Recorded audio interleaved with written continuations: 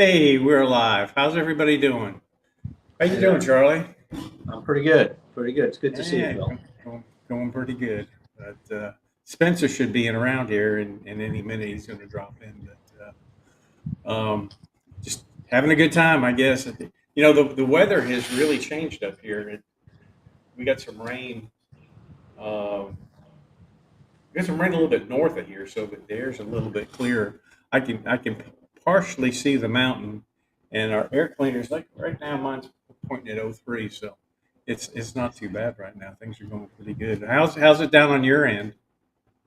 It was really very hot this week. I didn't go out a lot just because of the heat. I mean, Yeah, yeah, went out and went shopping and did a little walking around, and so I was outdoors.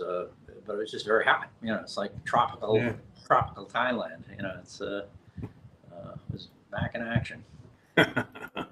Well, here, during Songkran we were slammed. I didn't think there was going to be that many people. And I didn't go up because I didn't want to get into that mess. I didn't want to get into the traffic. But I was watching some of the videos of the things that they were having up there. There's a lot of people. But Lek and I went up.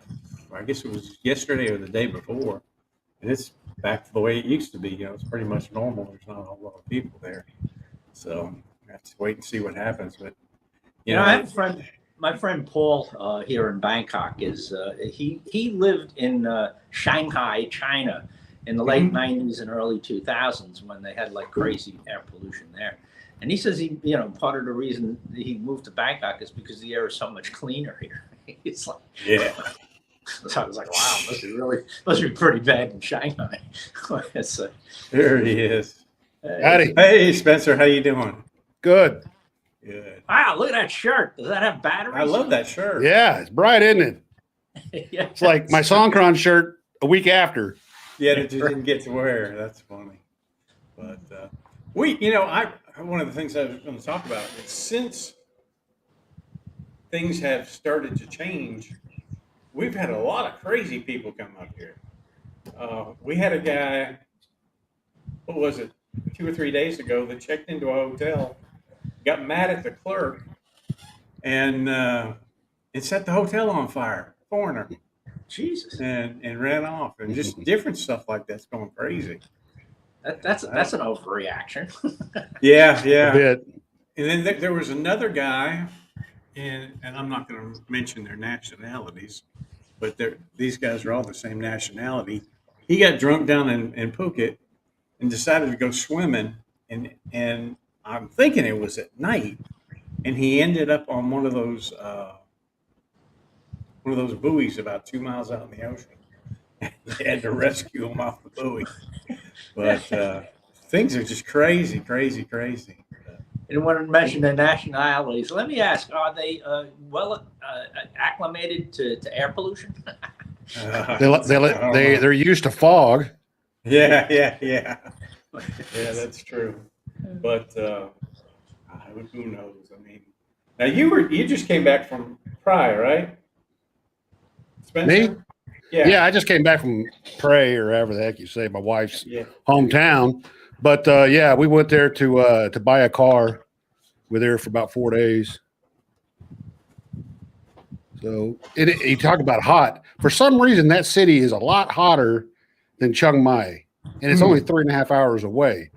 But the temperature will go up like 3-4 Celsius higher than Chiang Mai for some reason. I mean, it was like the furnaces of hell down there. Jeez. Yeah. Well, it's like 44. Yeah. Well, when we went to town the other day, we passed through Hangdong Road coming south, and the temperature started at like 42, and then we went through a little area there, and it got up as high as 48, and then started dropping down the car. Just unbearable hot. Yeah. And I don't even try to get outside until probably 5:30, 6 o'clock at night. You know what was odd was yesterday we were in town, and it's like, wait a minute, side 48. side We got to towards back up Dorsett. there. I just did a conversion because I don't think in Celsius. That's 118 degrees. No, that's right. Yeah. That's right. Really? Yeah. That's like Death Valley, for Christ's sake. Yeah. They said there was 3 provinces that got up to over 50 degrees Celsius. Yeah. 50. It's hot. And, But we were in town yesterday, and we over by Doisatep. You know, it was like really dark and really cloudy, and there was thunder and lightning. So we're like, Yeah. oh yeah, we're finally going to get some rain. This is going to be a frog strangler. Man, I bet it only sprinkled like for 3 seconds. That was it. I don't know if they were seeding the clouds or what, but it didn't work. Whatever they did. It's bad. It's just here, and the air is so dead here because we don't have any wind right now. We don't have any wind coming around, and it's just murder. But what are you going to do? Get the air conditioners going and just wait for once we get some decent rain, it won't be too bad. Things will start to cool off a little bit, where we can do something. But up until then, it's just going to be hot and nasty and no fun. But what are you going to do? You know, everybody says, "Oh, after Songkran, it'll rain." But Yeah, I think that's just wishful thinking there, because we're past Songkran and it ain't rained yet. and it doesn't look like there's any in sight now. I saw where they got some hail up on Monjan, but we've not had much here. Just a little bit of rain, not anything so to speak of. But the good What thing about- is, it's like you can actually see the mountains now, even though the AQI is still high. But you can actually see things now. Can you not see Doisatep? No, you can't see Doisatep. Now I can see the mountains just west of the house, but when I look up to look at Doisatep, I can't see it. Still can, huh? No. What about down where you're at, Charlie? How is it down there? It's still smoggy, and it's not as bad as you guys have it up there, but the air is not clear here. It's it's just like I said, there's something that's a problem across Asia. It's not across Southern Asia. I'm not so sure about how it is further north, but I know Southern Asia and Africa are plagued by this year in and year out, and I don't think it's going away anytime soon. Yeah, I don't think it's going to change. And this is in the time that I've lived here, this is the longest we've ever had this crappy air. Do you ever remember it being any longer than this? No, Never. And I think this might be the hottest too. Yeah.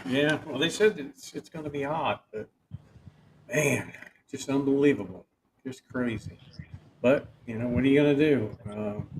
Just turn up the air conditioner and drink a lot of water and try to keep exercise. Yeah, you see where the government raised electricity rates. Yeah, just in time for summer. Yep. We had some rain and the air cleared enough to see the hills. Yeah, you guys up in Mesa got hit real hard with the fog. I saw some of the pictures and you could just barely see right in front of the car, and made it real bad. So can we go back to talking about crazy people? Sure. Yeah, sure. Yeah, you got one? Yeah, well, I sent you that email this morning. Yeah. On my YouTube account, I had made a video. I made a video and I mentioned Elon Musk. I put a little clip of Elon Musk's spaceship that he launched a couple of days ago, and it's not what the video was about, really. It was just an offhand reference, and I got a conspiracy nut that was just plain crazy. I mean, he also picked up that I was a fireman. He started asking me questions about 9/11. He's a 9/11 conspiracy person, and but he mentioned something in it that I had never heard of before. I had to Google it and look it up, and I wanted to ask if any of you guys ever heard of this. It happened in 1859, and it was called the Carrington Event. Have either of you ever heard of that? No. Apparently, it was an electromagnetic storm of some kind that occurred because of shifting sunspots, and I mean, it's complicated astrophysics that I have no clue to, but apparently it was a real event that they somehow recorded in 1859. And there wasn't a whole lot of electricity going on back then, so I guess it wasn't a really big deal, but they theorized happen again, it could interfere with anything electric, which is like everything these days. I mean, like you see that in science fiction movies where there's a pulse coming from outer space and boom, all the electricity shuts down. They're not saying that that's going to happen. They really don't know what was going to happen, but that's the kind of thing that conspiracy people love. And this guy tied a narrative into the 1859 event coming up to what Elon's spaceship and his Starlink thing. Elon Musk has a network of satellites flying around the world now, providing communication capability for anybody who may not know that. And he linked it all into that, and it came down to socialist control. Apparently, he's not a socialist lover, and I just thought it's just plain crazy, the belief systems that people have made up to I don't know. It's I've just always been fascinated by this, because this guy, is clearly very serious about, these odd belief systems. And it ties into things like UFOs and alien abductions and all that kind of stuff. And I find it fascinating. I was going to make up a story about 9/11 because I was at that event, and it was a tragic event at the time. I had a lot of negative emotions about it, but it was a long time has passed. And I was thinking, maybe I'll just make up a story that would feed into this guy's crazy beliefs. Yeah. And then I went and I just blocked him. I don't need that stuff. But it's just, I find that a fascinating topic, how, the crazy that's out there that people honestly believe. I mean, this guy, it's like a religious belief to him. He has all of the back to the 1859 Carrington event. It's like, wow, that's deep. I can't imagine going through life like that. The only reason he told me is, and I've had this happen before, is because when people hear that I was a fireman and I was involved in the 9/11 tragedy, they, the wing nuts kind of like their eyebrows go up. It's like, ooh, maybe he can give me some inside information. That's why I considered making shit up for the guy, but I didn't. God, it's funny. I'll tell a little story here, and some of y'all may remember it. And this goes back to the we all remember the John Bonet Ramsey case out in Colorado, and I've read some of the books on it, and I really you can have a million different opinions on it by whichever book that you read or whatever. There's just so many different angles to it. And I don't know if y'all remember this, but back about it was long before it was probably in 2000 or something like that. This guy, they called him Captain High Pants. You remember him? He was teaching. Captain High Pants is what they called him, but he was living in Bangkok, and he was communicating with somebody. He was American. He was communicating back with somebody back in the States about the John Benet Ramsey case. Well, they contacted the district attorney in Colorado and turned it in. But anyway, it was kind of crazy. But this guy he had made up so many different stories that he was telling people that they zeroed in on him, and they thought he was the actual killer. And they flew out to, they had him arrested, and they flew out to Bangkok and brought him back. And it turns out he was just making up stories, and just absolutely crazy. But he got him a free plane ride back to the United States. It just, when you run up on people like that, it's amazing. I mean, I've had tinfoils. I call them tinfoil heads, and I had quite a few of them that I dealt with in the sheriff's department. Just thinking bizarre stuff that it just they're intelligent people, and that's the thing that scares you. There's one that's one of your neighbors, a guy that was a yoga student here, who I came to know as a friend, and he's like he's on the brilliant side. I mean, he's a retired lawyer, a Las Vegas lawyer of some sort. Mm-hmm. I don't know the details of what kind of law he practiced, but he made enough money to retire when he was in his mid-50s. And he lives, one of his several homes that he owns here, he and his wife in Thailand, is in Bangkok, which, I'm sorry, in Chiang Mai, which is that's his main home where he lives. And I went up there to visit him once, and we had talked many times, and it took a while for him to reveal himself. But he's a wingnut. He's like, he has this theory that it's the central banks of the different, big countries are in cahoots, and they're the ones who are actually, he says, they're the ones that are pulling the strings, manipulating people like the president of the United States and Xi Jinping. It's like, and I'm looking at him thinking, this guy really believes that Xi Jinping is answering to somebody. I mean, Xinghua. It's like, that's just crazy. And Xinghua means really. it's like, what I like about you, Bill, is that when you verified that somebody that you were dealing with as a sheriff back in Tennessee, it was right, and your solution to that was give them the phone number of the FBI. every time. Yeah. I'd say that's not my jurisdiction. Call the FBI. Yeah, and I'd give them Mulder. What was that? Those FBI TV show people, Mulder and something. The X Files. Yeah, the X Files. It got me sued too. I got sued for $10 million in federal court. Yeah, but that. Really? Yes, I did. This lady, and I'll tell the story because a lot of people haven't heard it. But I'm at home one day and I get a call from the dispatch, and they say, "You need to talk to this lady." So, I said, okay. So they transferred her to my house. And I started talking to her, and she's telling me about somebody breaking into her house and stealing her stuff and all that. And I'm listening to it, and I'm buying into it because it sounds real. And I said, well, do you know who it is? She goes, yes, I know who it is. And I said, well, who is it? She names one of our police officers that I have known for years.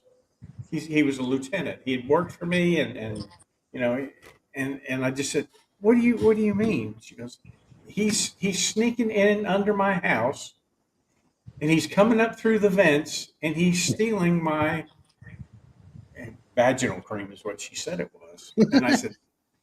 And I'm flabbergasted. I mean, it's just because I was really taking her in hook, line, and sinker. But when she told me that, I just knew, that's it. So I gave her the number for the FBI. This is no kidding. I said, you call them. I said, he works for the sheriff's department. I can't investigate him. I said, but you call and you ask for this agent at the FBI, and he'll take care of it for you. And I hung up the phone. So Monday, this was on a weekend. Monday, I go into the office, and I was kind of lazy sometimes. I wouldn't always go in early. I'd get in there, maybe 9:30 or something like that. And I pull into our offices, and I walk into we had the detective offices, and then we had the narcotics offices, which were kind of small. But anyway, I go walking in, and here's this woman, and she's probably in her early 50s, blonde hair, dyed blonde hair, and just speaks very well, very intelligent, and she's standing there holding a jar of vaginal cream. And she's got 5 of my detectives all standing around listening to her. And I walked in and said, oh, no. I said, this is crazy. So anyway, she tells me, she goes, I've got a picture of him. And this is no lie. And I said, well, let me see if you've got a picture of this officer in your house, let me see it. So she pulls out a picture, and it's black. I mean, it's just plain black. You can't see anything. So finally, I pushed her out. I didn't push her out, but I got her out the door, and I said, ma'am, I said, you take all your stuff and you go down to, wherever the FBI office. We had 2 agents that had an office there, and that's basically all they had. They had an office, and I said, "You go down and talk to them." And so I didn't think anything more about it. And probably about 5 or 6 months later, I get called to the office, and to the main office, and the lady that worked behind the desk there, she goes, "There's somebody here to see you."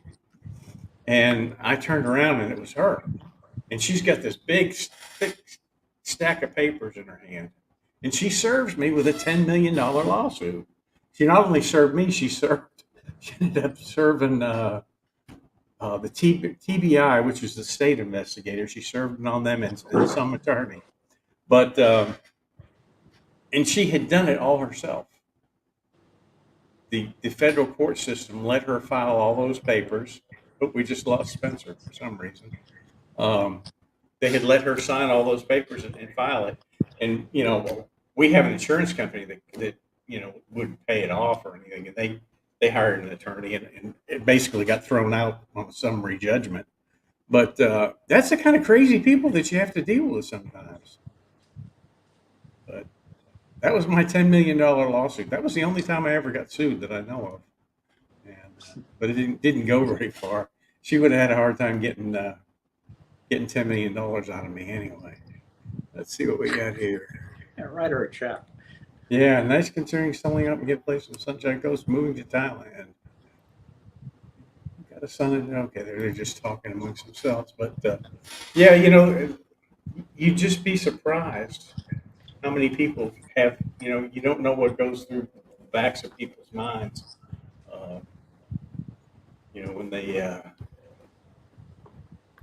When they go off. Oh, must be happy. Looks like things are finally changing, make it easier. He always gets the citizenship here. Now, Charlie, are you seeing a lot of Chinese tourists down there now? The neighborhood I live in is actually a magnet for Japanese, and that they have increased. I don't know why it is that they like this neighborhood, but they do. And the coffee shop that I often go to, is a rather fancy place, and Japanese like fancy coffee shops, I suppose. And they're busy once again, and I'm glad for them. I'm glad their business is doing well. I've known these coffee shop people for a long time. So I wouldn't have noticed, the tourists. I'm not in a tourist area. I'm kind of, I'm a 20-minute walk from Sukhumvit Road, which is where that rail line is, the BTS rail line. And so I'm really in a more local area. So I don't get to see what's going on down Sukhumvit, which I don't go there that often. I was I go to a pharmacy there to get my blood pressure medicine, and I was there a few days ago. But it's funny, even when I go there, I get off the train, I go to the pharmacy, I have coffee, and then I come home. And I usually do it about 10 o'clock in the morning, so it's not it's not the bustling with tourists. So my experience these days is more around Thai people than it is about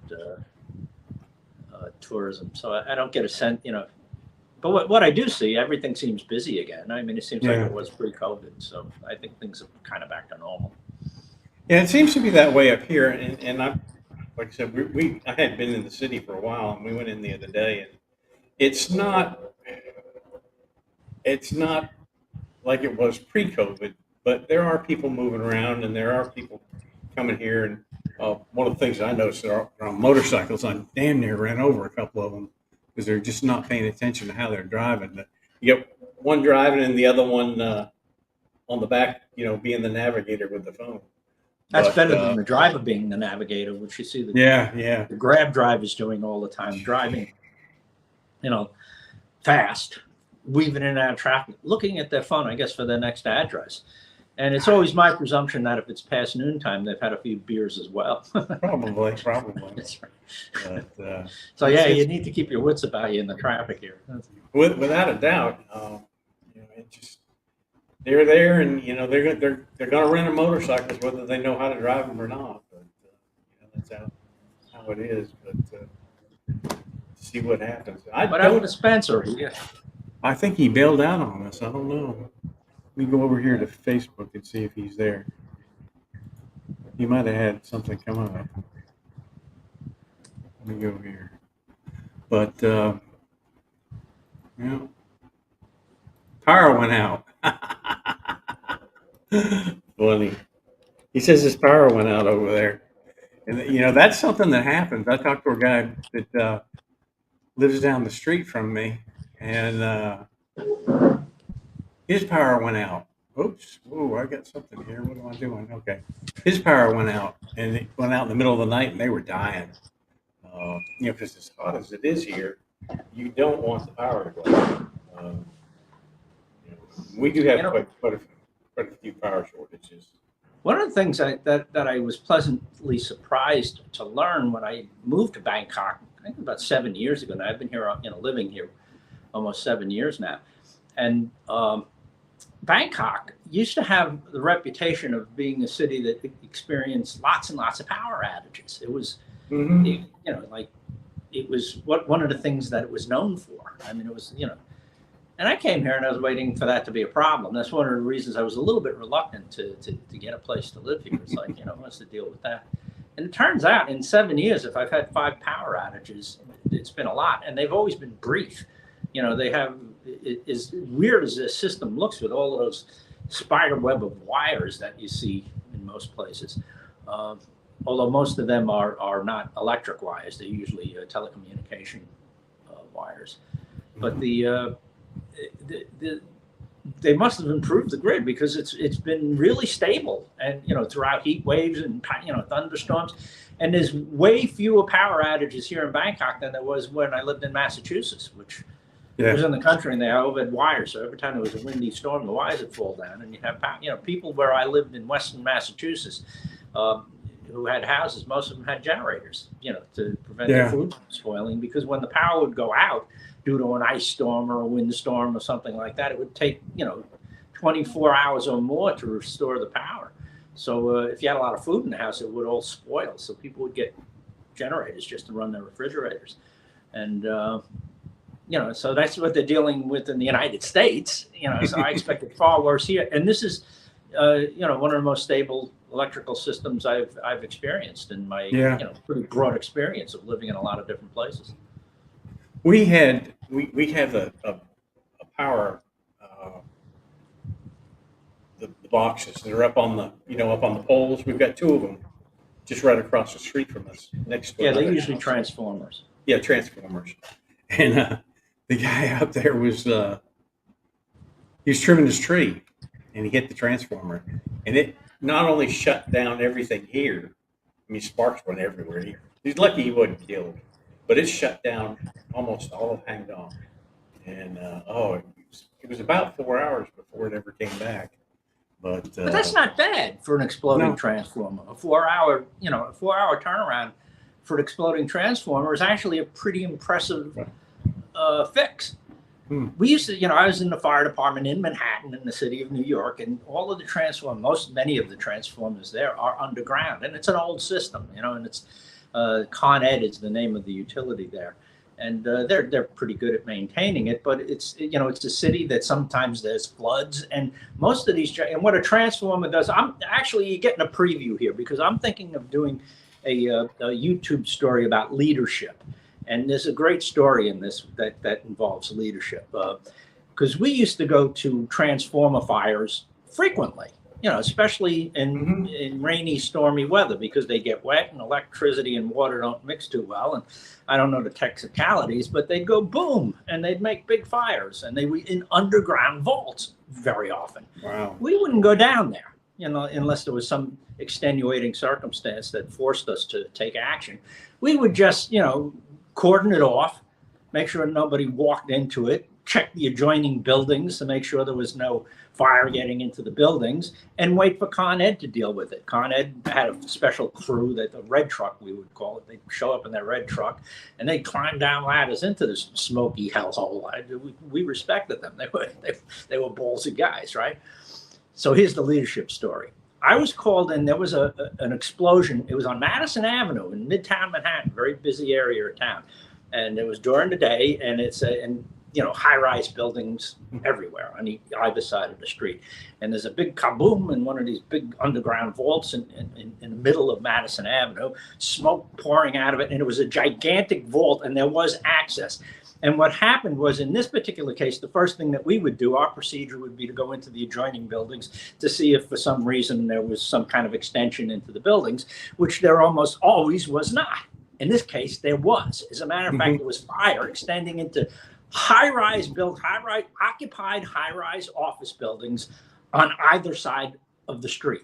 That's a pretty serious state of affairs, right? So a rescue company goes down into this vault, and while they are down there, an explosion occurs.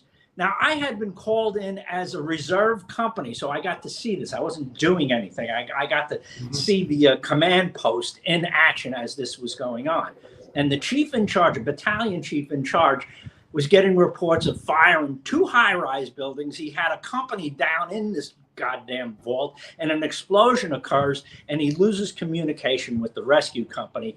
The chief was overwhelmed. I could see it. He was freaking losing it. He didn't have, he was like really, it was hitting the fan, and the old chief wasn't handling it. I don't even remember what chief it was. And I'm looking at this saying, this doesn't look good.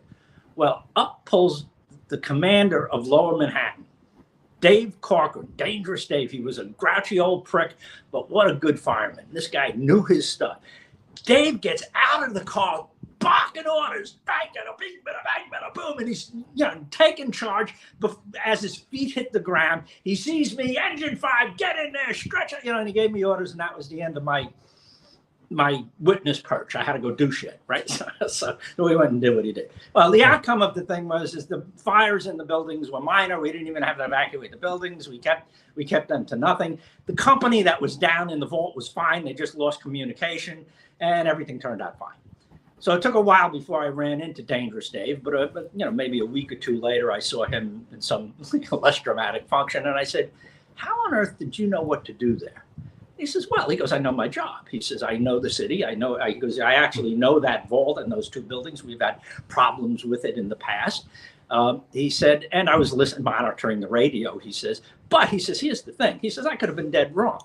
He said, "What you need to do," he says, "if you're a leader," and this is where the story comes in, he says, "you have to take charge. You have to take a direction." He says, "They have to put an oar in the water and steer the boat in a certain direction. If you find out you made a mistake, you could always change course." He says, "You have to marshal your forces all to be moving together in a direction that you choose." He goes, "That's your job as an officer and a leader."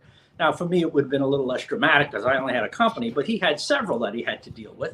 And that's exactly what he did. And I learned a really great lesson out of that. That's what leadership is about, making a choice, a decision in the moment, taking a course of action. And if it's not exactly the right course of action, you change.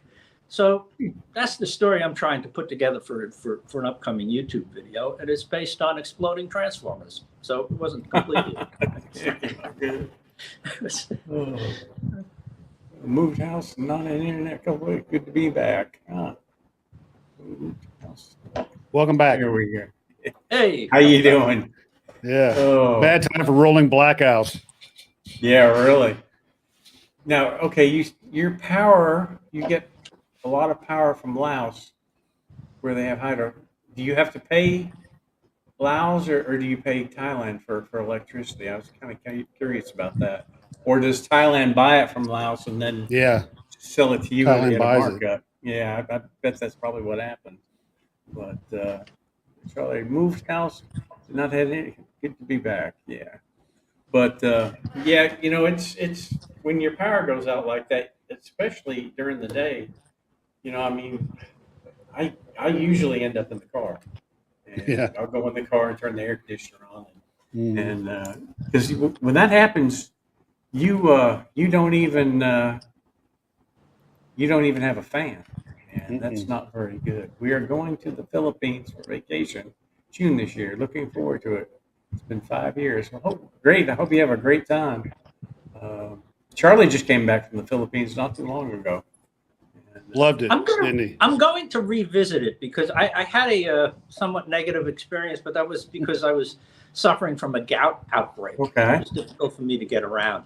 And so I had this kind of negative experience it was okay. I was to do Maggette and I had an okay time. It wasn't terrible. But I realize a lot of my, the trip was negatively affected because of my physical condition. So I want to go back when I could hop, skip, and jump around. So I might do that in a couple of months. Yeah. You're not. You're going. You're going to the U.S. in August, right? Yeah, I'm going in August. I have a trip. I'm going to Loei Province in 2 weeks. Buakaw, my land baron girlfriend, is wheeling and dealing some kind of new. She's acquiring another 80 rai of land, and she has to go close the deal. So I'm going to go with her for a trip to Loei in 2 weeks. Then in August, I go to New York. Hey, New York, what a band. And then after that, I think I'll go to the Philippines. His girlfriend wants me to buy her AC, but she'll be asking for more money and for the higher bills. Yeah, the bills are getting a little bit higher. They said they were going to drop them down a little bit, but I don't know what good that's going to do. But mine was, I usually pay somewhere around 21, 22 a month, and this month it was like 27. So it really, it's not really that big of a deal. Wow. I'm not going to tell you what mine was. Oh. Yeah. It's about 4 times as much as yours. Oh, really? Oh, yeah. Golly. Yeah. Do you run the air conditioners in the house all the time, or? Yeah. Yeah. See, we usually have 2 going all the time. But, it didn't used to be that expensive. The prime minister, he actually reduced the electricity bills there for a while, I guess, because of his political campaign or whatever. But now they've raised it back up again. It's even higher than it was before. So prices go up. Mm-hmm. Yeah, mine doubled here. Yeah. It was, I do hot yoga, and I have what I use is an industrial heater. It's actually kind of a clever thing. It's very hard to heat a room to 100 degrees Fahrenheit. The ideal temperature for my hot yoga is 40 degrees, which is 104 degrees Fahrenheit. And it's really difficult to make a room that hot. And what I did is I found this thing. I keep it uncovered for you here. And it's an industrial heater. And what I do is I keep it out here on the porch, and it comes through here. And I close that curtain to make the room smaller. I take this curtain, move it around the bed, make it smaller even still. And I get the room up to about 98 degrees Fahrenheit, which is pretty good. And especially in this hot weather, it probably goes up to 100 or more with the hot weather. But it's freaking expensive. Is it more expensive than air conditioning? Well, yeah, we have air conditioning going. If you recall, a little while ago, I got up. It's because I went to get the remote and turn the aircon on. We keep the aircon on here fairly, pretty much.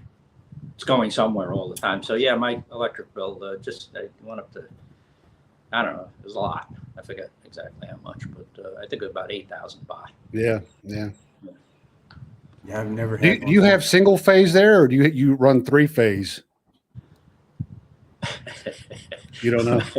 I wouldn't even know what that is. But oh yeah, well, most houses in Thailand are single phase, so if everybody and their brothers wherever you're living is using electricity, yours has a chance of going out a lot faster and all that. But on 3 phases, you got 3 different lines going into your house, so your electricity stays stable. Well, I think your electricity had gone out, and we were talking about electricity going out, and I was talking about how stable it's been here. It's I very rarely have power outages, and when I do, they're brief, really? Minutes. It's like I think in 7 years I've had 5 power outages. Wow. It's been very stable, which I was saying before, I don't want to be all repetitive here, but I was talking about how Bangkok used to have a reputation of bad electricity, and that's not been the case for me. It's been very stable. Not here. We have probably 5 power outages a month. Yeah. You're in the country, and it tends to be like that.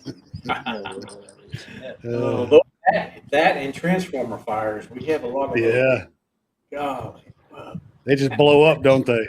Yeah, Charlie, I see him spraying water on those things. Is that how they put them out?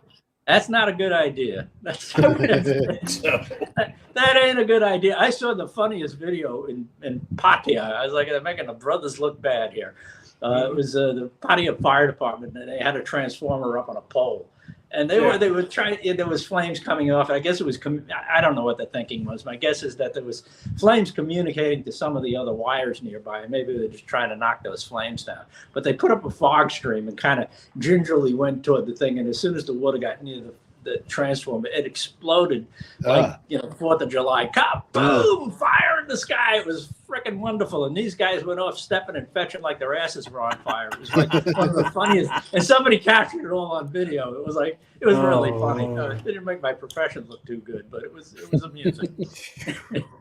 Yeah, water and transformers don't go well together. yeah, you see it all the time here. You know, when they've got a transformer out there, they're just spraying water on them. I know it's like it doesn't make sense. They use fog. You know, there's this false notion that a stream of water is going to conduct electricity back to the person. That it's like I've never seen that happen. I have seen. I mean, one of the first times I still remember this as a very young fireman. One of my first fires. The fire was kind of out, and they were overhauling. They had destroyed this occupancy. It was a grocery store, and it was just, it looked like a black cave from hell by the time I got there.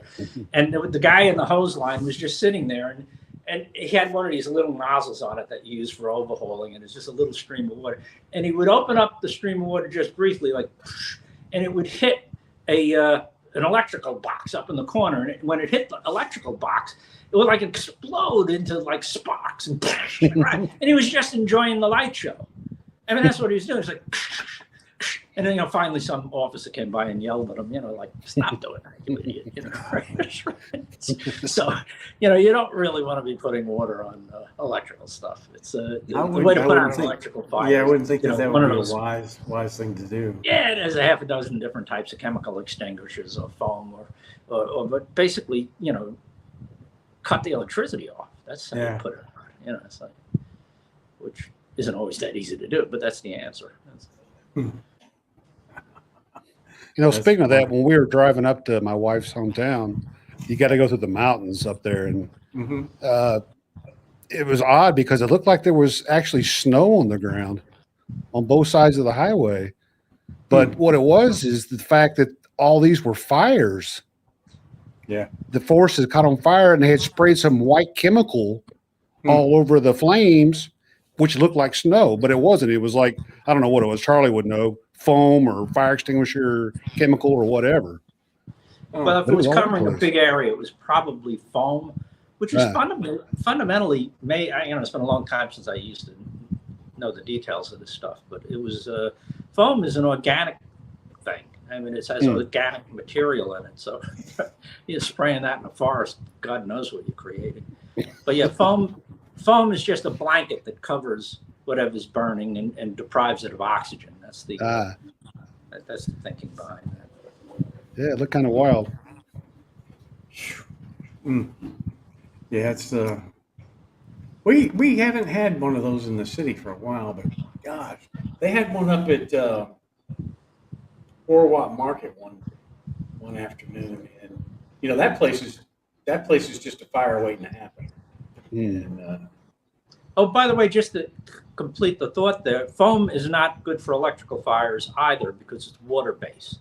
It's aerated water into a organic mix of some sort that creates bubbles, basically. And so you don't want to use that on electricity either. You could use the powdered extinguishers on electrical fires. Interesting stuff. So what about the market you were saying, Bill?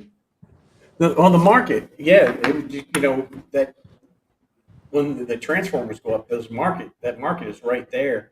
Right. That is just that place is just a fire trap is all it is. You can hear them in our move-on though when they blow up. I mean, you'd be just sitting here and sound like a big explosion going off. Yeah, it's wild. But, I don't understand how they work all that because you look at these places and it seems like the more houses that are being built in a move-on, the more higher capacity transformers they would get. But that's not entirely the case. They just keep the old transformers there until they blow up, Yeah. And then they'll replace it with something else, you know. It's wild, but Yeah. maybe that's why we don't have to pay so much for our electricity. We have to pay a whole lot more Yeah. if we're living in the States. But it's I watch them. They come up and they have these bamboo ladders, Yeah. and the ladders are stuck out in the halfway out in the street. Nobody's standing there watching them. It just you're just thinking, gosh, OSHA would just go crazy. I'd hate to be one of those guys though, because you look at those birds' nests of wires up there, and it's like, what the hell they all go to? Well, somebody don't told know. somebody told me they have a thing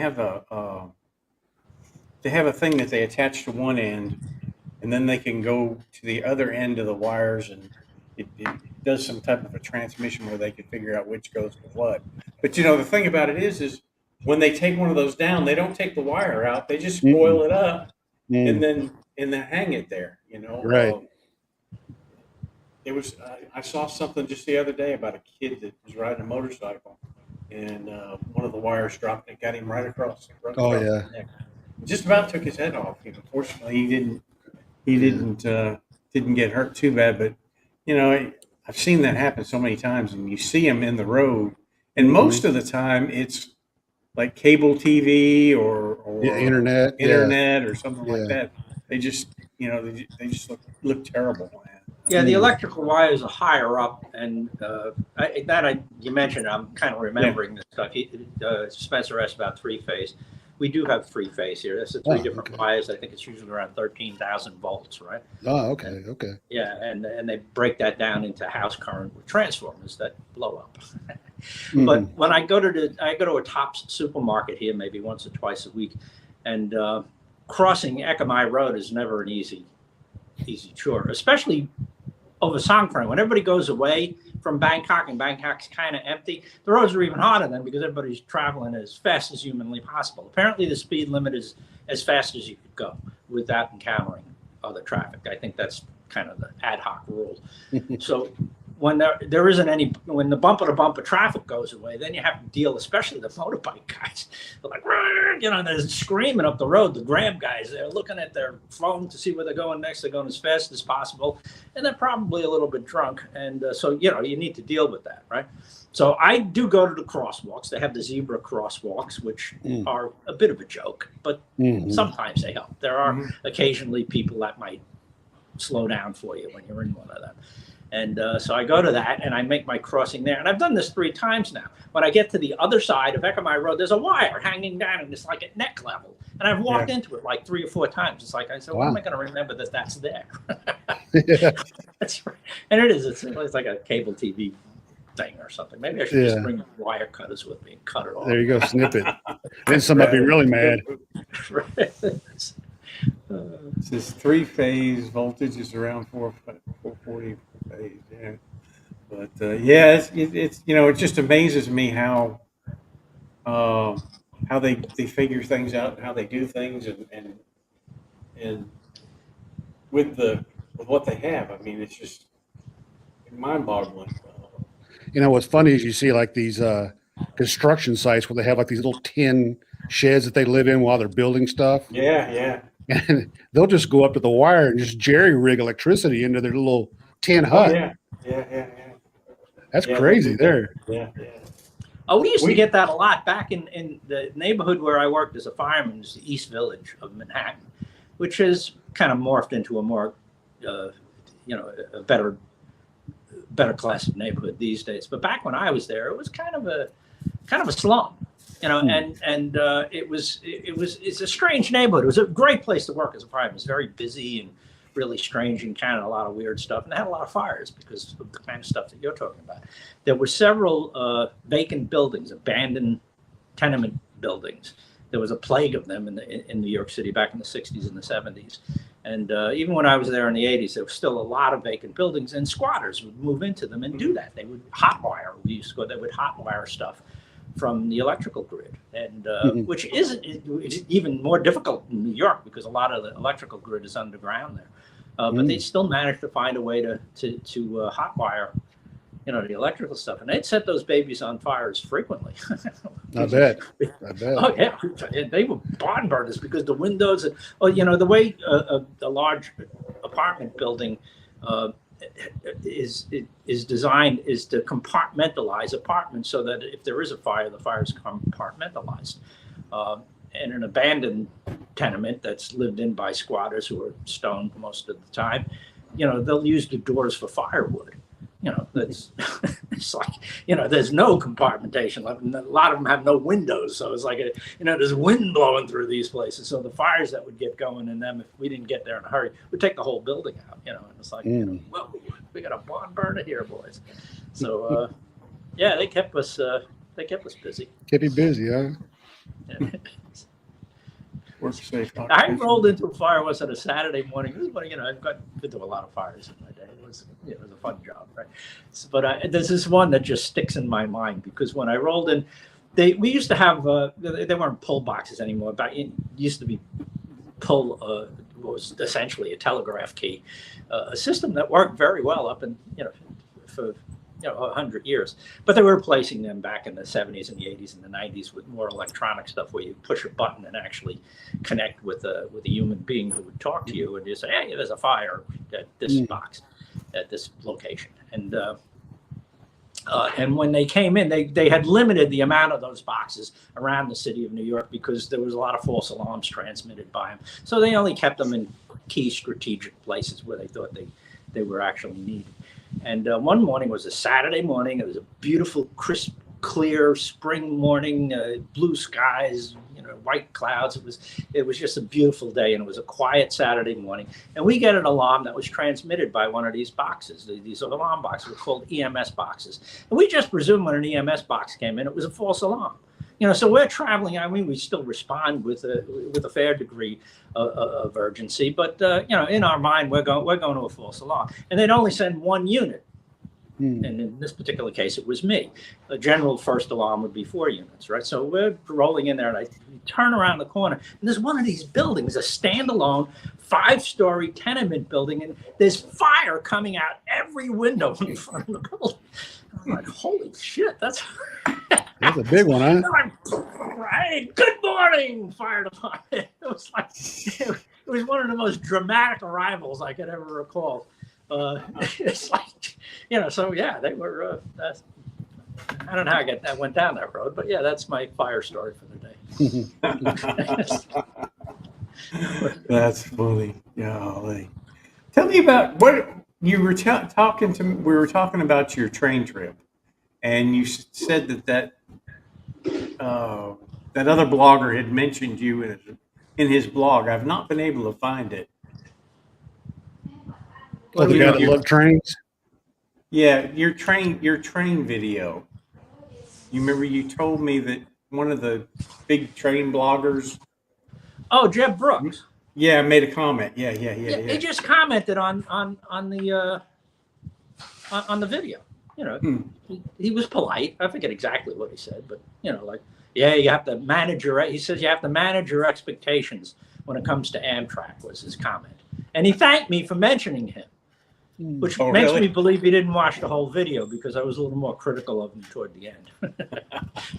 So he probably just saw the beginning of the video where I said he was a really good video maker, which he is. Jeb Brooks makes a good video, so that's true. Excuse me for coming back to the smog story, but what I still can't understand is why there weren't massive protests in Chiang Mai from the Chiang Mai people greeting from the Netherlands. Well, they did protest, but it really they do the same thing every year, and it really doesn't do any good. Yeah. And it's just a kind of a revolving type thing that happens every year, and I don't know that. I mean, I couldn't lay out a plan that I could say would absolutely fix it. So I don't think the government. They'd love to wave their magic wand and make the smog go away, but I don't foresee that happening. Do any of you guys think? No, and the thing about it is, like you and I, we've been here 13 years. The smog has always been bad, and you look at these Thais. I mean, it's probably been this way since they were born and raised. Yeah. 50 years, 60 years. So it's kind of like a defeatist attitude. It's like they know nothing's going to change. So why go out and protest? Yeah. I mean, it's been going on like this forever. Yeah. So you get these Yeah, I was gonna protests say, it's nowadays, not- like 10 people. It's just not a lifetime of experience. It's multi-generational. Yeah. You know, this is going on for centuries. I mean, it's like the way to cultivate a farm is to burn the crop stubble, and that kind of reinvigorates the soil at the same time. It's a method of farming that's been around for centuries.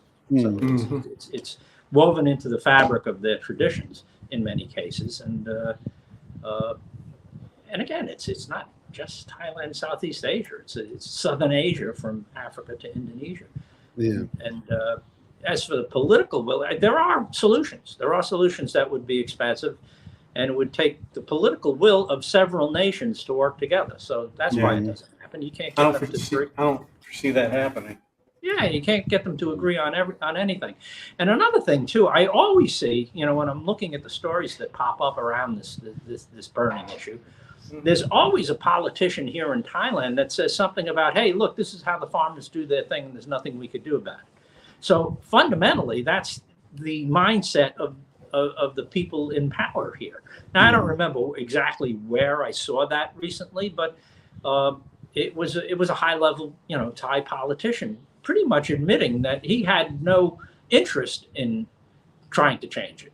Yeah. So it's like, that's what you do if you're dealing with that here in Thailand, which is a fairly well-developed country. I mean, it's no longer a third world country. You can imagine what the mindset must be like in Papua New Guinea. And one of those heat maps, I have very little faith in these maps that put up little bright lights everywhere, but you never know. There might be some validity to it. There was there was one of these heat maps that showed almost all of Laos on fire. So, now what I think is going on there, that's just some clever, person in Thailand trying to make the surrounding countries look worse than Thailand.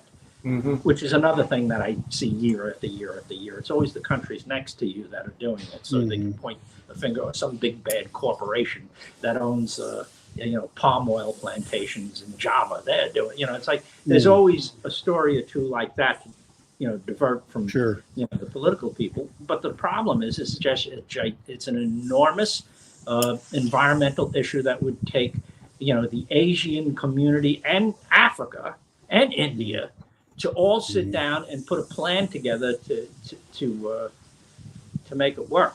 Now, is that impossible? No, they're doing it around carbon emissions. I mean, they have all kinds of treaties happening now around carbon emissions. So if they could do it that, why can't they do it with burning? And they can, because there are solutions. There are, educational, and technological solutions to it. Yeah, money. Yeah. And that's what it boils down to. Yeah, that's what it all boils down to is, it's cheaper for them to burn it than it is to, cut it and reuse it as fertilizer, and that would be the ideal thing to do. But it's not cost effective. We've got a cornfield not far from the house here that's, like, keeps saying they're going to burn it, they're going to burn it, they're going to burn it. I mean, it's a pretty good sized field, and I'm just going to wait and see what happens. I hope that they don't, but so far they've not burned any rice around the house that I've seen. Few small. Most of it's been up in the mountains, where they're trying to get those mushrooms and stuff. But who knows? We'll just have to wait and see what happens. But we've got to get some rain here, and probably a good 5 solid days of rain before we're going to get any kind of relief.